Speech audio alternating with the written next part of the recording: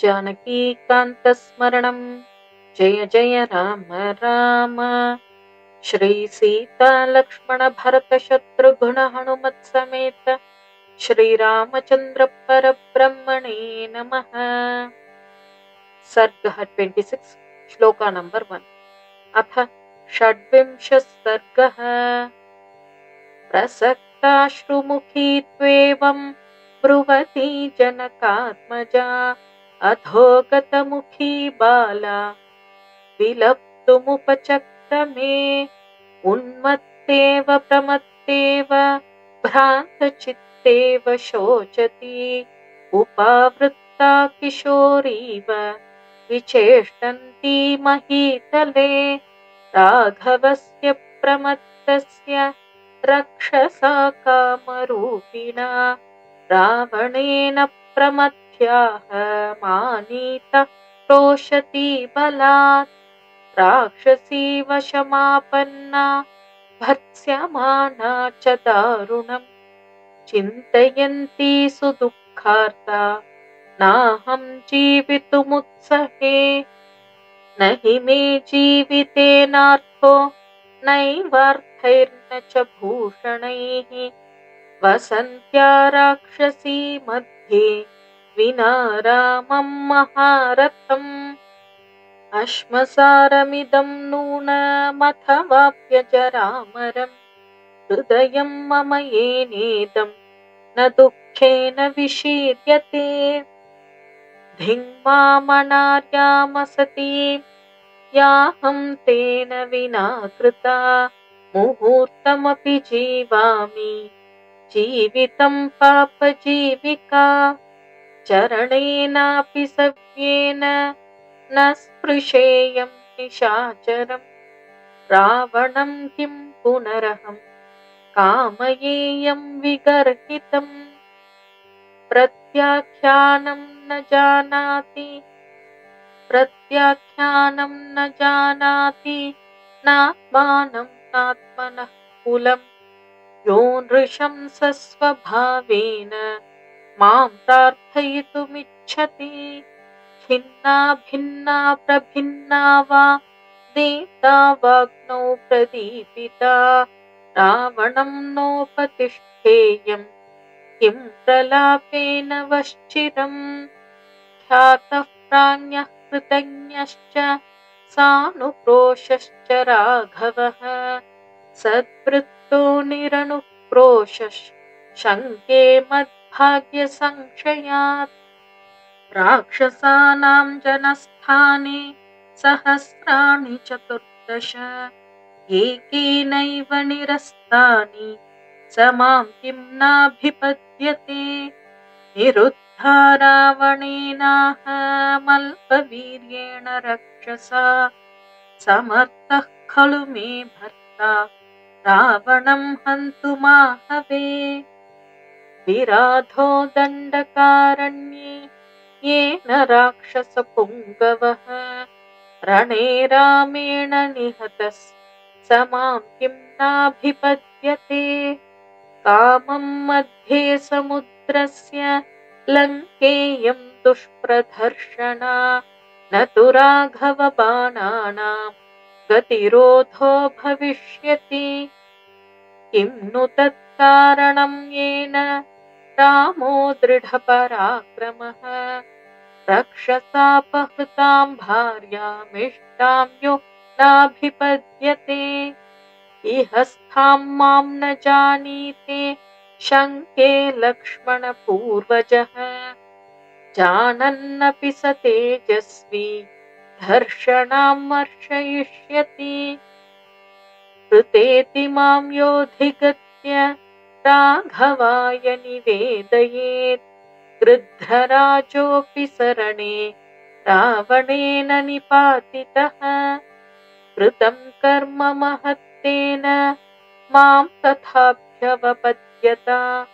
तिष्ठता रावणवधे वृद्धेनापि जटायुषा यदि मामिह जानीयात् वर्तमानां हि राघवः अद्य बाणैरभिक्रुद्धः कुर्याल्लोकमराक्षसम् निर्दहेच्च पुरीं लङ्कां निर्दहेच्च महोदधिम् रावणस्य च नीचस्य कीर्तिं नाम च नाशयेत् ततो निहतनाथानां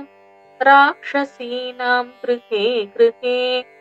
यथाहमेवं रुदति तथा भूयो न संशयः अन्विष्य रक्षसां लङ्कां कुर्यात् रामः स लक्ष्मणः न हि ताभ्यां रिपुर्दृष्टो मुहूर्तमपि जीवति चिता धूमाकुलपथा गृध्रमण्डलमण्डिता अचिरेणैव कालेन श्मशानसदृशी भवेत् अचिरेणैव कालेन प्राप्स्यां येन मनोरथम् दुष्प्रस्थानो यमाभाति सर्वेषां वो विपर्ययः यादृशानि तु दृश्यन्ते लङ्कायामशुभानि तु अचिरेणैव कालेन भविष्यति हतप्रभा नूनं लङ्का हते पापे रावणे राक्षसाधिपे सोषमेष्यति दुर्धर्षा प्रमदा विधवा यथा पुण्योत्सवसमृद्धा च नष्टभर्त्री स राक्षसा भविष्यति पुरी लङ्का नष्टभर्त्री यथाङ्गना नूनं राक्षसकन्यानां रुदतीनां गृहे गृहे श्रोष्यामि न चिरादेव दुःखार्तानामिह ध्वनिम् सान्धकारा हतद्योता हत राक्षसपुङ्गवा भविष्यति पुरी लङ्का निर्दग्धा रामसायकैः यदि नाम सशूरो मां रामो रक्तान्तलोचनः जानीयात् वर्तमानां यां राक्षसस्य निवेशने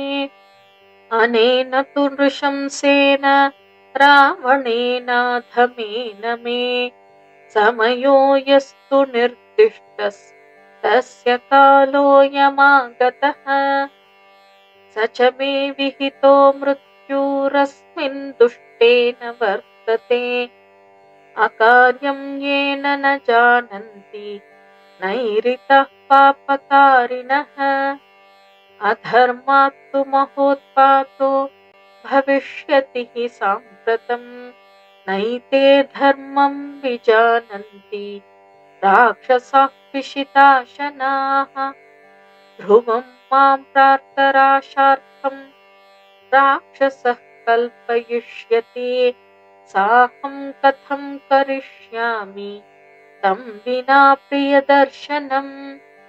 रामं रक्तान्तनयनमपश्यन्ति सुदुःखिता क्षिप्रं वैवस्वतं देवं पश्येयं पतिना विना नाजानाज्जीवतीं रामः समां भरतपूर्वजः जानन्तौ तौ न कुर्यातां नोर्व्याभिपरिमार्गणम् नूनं ममैव शोकेन स वीरो लक्ष्मणाग्रजः देवलोकमितो यातस्त्यक्त्वा देहं महीतले धन्या देवाः स गन्धर्वाः सिद्धाश्च परमर्षयः मम पश्यन्ति ये वीरं रामं राजीवलोचनम् अथवा न हि तस्यार्थो धर्मकामस्य धीमतः मया रामस्य राजर्षेर्भार्यया परमात्मनः दृश्यमाने भवेत् प्रीतिः सौहृदं नास्त्यदृश्यतः नाशयन्ति कृतघ्नास्तु न रामो नाशयिष्यति किं वा मय्यगुणाः केचित् किं वा भाग्यक्षयोऽधि मे या हि सीता वरार्हेण हीना रामेण भामिनी श्रेयो मे जीवितान्मर्तुं विहीनाया महात्मना रामादक्लिष्टचारित्राच्छूराच्छत्रुनिबर्हणात् अथवा न्यस्तशस्त्रौ तौ वने मूलफलाशनौ भ्रातरौ हि नरश्रेष्ठौ चरन्तौ वनगोचरौ अथवा राक्षसेन्द्रेण रावणेन दुरात्मना छद्मना घातितौ शूरौ भ्रातरौ रामलक्ष्मणौ साहमेवं विधे काले मर्तुमिच्छामि सर्वतः न च मे विहितो मृत्युरस्मिन् दुःखेति वर्तते धन्याः खलु महात्मानो मुनयः सत्यसम्मताः जितात्मानो महाभागा येषां नस्तः प्रिया प्रिये प्रियान्न सम्भवेत् दुःखमप्रियादधिकं भवेत् ताभ्यां हि ते वियुज्यन्ते नमस्तेषां महात्मनां साहं त्यक्ता प्रियेणैव रामेण विदितात्मना प्राणां त्यक्ष्यामि पापस्य रावणस्य गतावशम् इत्यार्षे श्रीमद् रामायणे वाल्मीकीये आदिकाव्ये सुन्दरकाण्डे षड्विंशः सर्गः। जानकीकान्तस्मरणं जय जय राम राम।